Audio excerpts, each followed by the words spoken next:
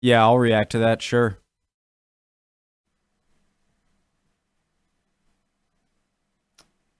Okay. Gentlemen. Let's do it, Knowledgia. Pretty new video. Why isn't Eastern Germany religious? I'm guessing because the Soviet Union, communism, does not look kindly on religion, and they controlled the eastern part of Germany after World War II. That's my best guess. But, I mean, it's over 11 minutes long. It can't be that short of a video, so there has to be more to it. Let's go. If you're not ready to learn, just get out. Please, just get out. You're in the wrong class. Just go to home ec. Or just chill, that's fine too. Home ec was actually a pretty fun class. I liked woodshop too. Alright, let's do it. Why isn't Germany Eastern? Alright, if you're new to the channel, hello. I'm all over the place. My name is Connor. Hello. I like to learn about history through YouTube recommendations. The original link to the video is at the top of the description below. Right below that is the link to the Discord. Love to have you. Join the family. Makes it easier for me to interact with you, you know, and creates that atmosphere I want to create on YouTube around history. Okay, let's do it. Around the globe, Europe is generally... I always want to make sure every now and then. I hope you guys are doing well. Mental health. Crucial. If you're good, good. If you're bad, that sucks. You'll be good soon, though. Don't worry. Emotions are fickle, my friend. Let's do it. Around the globe, Europe is generally heavily associated with the religion of Christianity, just as the Middle East is usually linked to Islam. True. The general assumption about European countries is that they are probably at least mostly populated by Christians, even if the nation itself hasn't declared any official state religion. Well, nowadays, and while this is often a pretty accurate assumption, largely, in some cases, such as Germany, it's not so straightforward. Christianity in the Germanic region was first dominated by Roman Catholicism, which was challenged in the early 16th century by the Protestant Reformation, and led to the modern division of Catholics and Protestants throughout Germany, or more specifically, West Germany. This episode is brought to you by CuriosityStream, a subscription streaming service that offers thousands... Feel free to go ahead, guys, but I'm going to play through of documentaries and non-fiction titles from some of the world's best filmmakers, including exclusive originals. CuriosityStream is the Netflix for history and science lovers, and it is also extremely affordable at under $20 a year. This is my personal favorite streaming service, a place where I can watch all these well-made documentaries and learn more about different topics, including what I love most, history. One of my favorite documentaries is called Deep Time History. In the second episode, One of my favorite documentaries is called Deep Time History. In the second episode, you will find astonishing detail about the Age of Discovery. By watching it, you'll learn more about the most influential expeditions in the history of humankind. Because you're our subscriber, we have a special offer for you. Click on my link in the description for unlimited access to the world's top documentaries and non-fiction series, and use promo code Knowledgia, and you will save 25% off, which comes out to only $14.99 a year. So click the link below or go to curiositystream.com/Knowledgia and start learning more by watching incredible documentaries.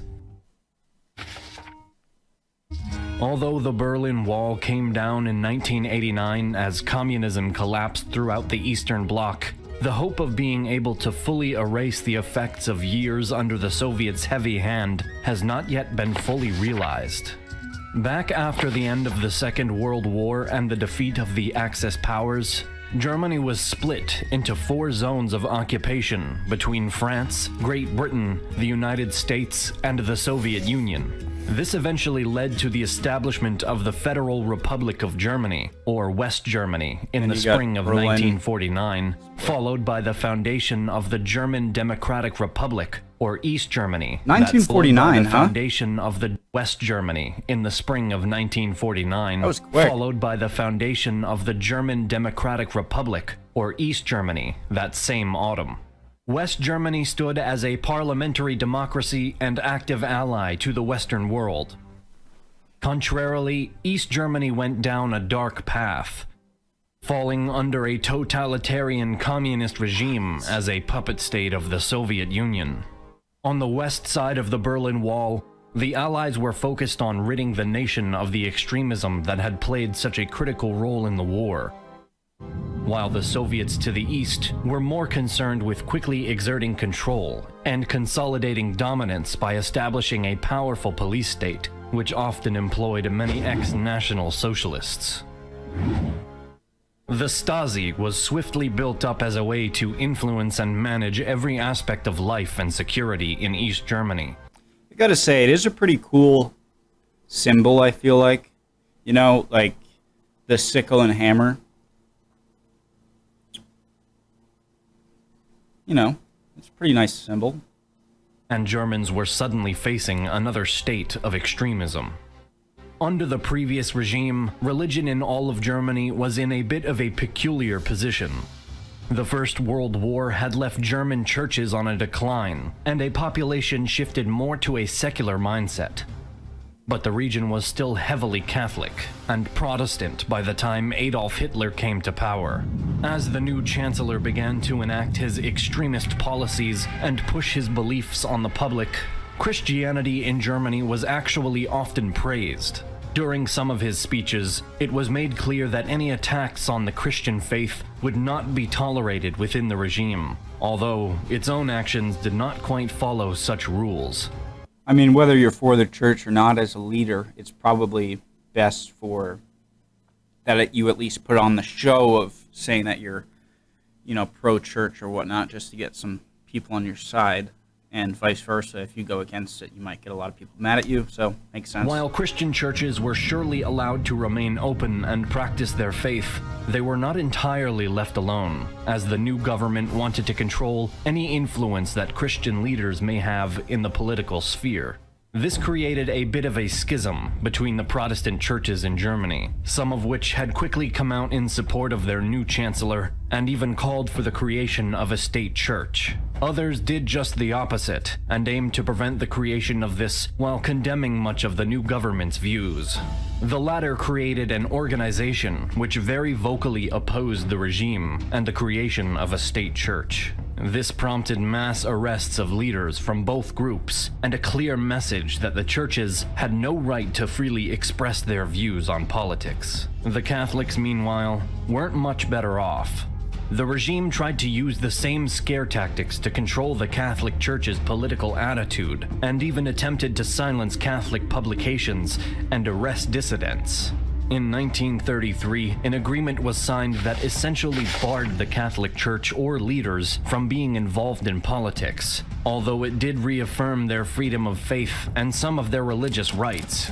Still, the Third Reich was not a safe place for the... By the way, what was the Pope's view of the war at this time? I've heard some things of, you know, the Pope aiding like Nazi officials to escape to South America, or just kind of harboring them. I've also heard of church officials like taking in Jews to save them from the Holocaust. So a lot of different attitudes, but I wonder how the Pope himself sort of, what his view on the conflict was, if he had any view at all. He must have. Yeah. The Catholics either, and the terms of the agreement were not always respected. Anti-Catholic propaganda even began to be published by pro-government sources and triggered a series of verbal and legal actions from the Vatican. It became abundantly clear that the dictator himself was one of those that he spoke of, who would attack the Christians. These events made the whole of Germany's Christianity painfully familiar with what a totalitarian regime could do to their faith and religious freedoms. When communism arrived, it was the same battle with a different enemy, but to a much worse degree. The Soviet Union enacted similar policies against the churches as the prior administration had, and went a few steps further as well. Religious schools were shut down, churches were silenced, leaders were detained, and ultimately, state-sponsored atheism replaced the Christian masses. So interesting. Pausing again quickly, but so the big decline in religion or Christianity in Eastern Germany was not just started with Stalin or with the Soviet Union, but began sort of under Hitler because he was paranoid about any dissidents. Okay. Although the GDR's constitution did protect freedom of religion, the state itself scarcely did so, and it became quickly clear that it would serve the communist regime much better to be an atheist than a Christian. In other communist countries, the promotion of atheism constantly existed, and one of the reasons was, well, there was already an icon on the wall and in the books. The people didn't need another one bigger than that. By the 1960s, there was a clear decline in religious affiliation throughout East Germany, and the churches, while still existing, were putting up less of a fight as compared to before. A major blow to the GDR churches came when the physical wall went up in 1961, officially dividing the German Christians and removing most hopes of reunification pretty quickly, which contributed to the continuous decline. Although the East German Church was eventually able to adapt and find a way to safely exist under the communist dictatorship, there were still far too many societal consequences for Christians to convince the masses to fight against the state-sponsored atheism. So, as life continued on the GDR side of the Berlin Wall, more and more East Germans became atheists, and therefore would raise their children as atheists, and so on and so forth. Since for many people of any faith, religion is often a result of circumstances and an inherited affiliation, the more Christians that switch to the state-sponsored faithless belief, the more that would soon follow.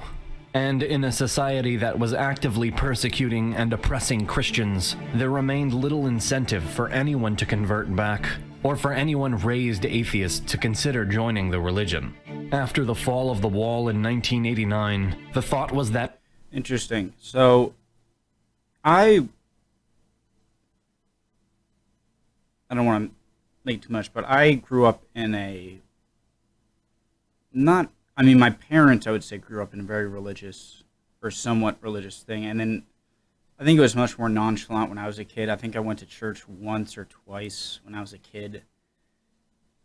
And then grew up, and I went through this like whole atheism stage in high school where I was like super, like I love listening to Christopher Hitchens and everything. Rest in peace. But as I got older, I got less. I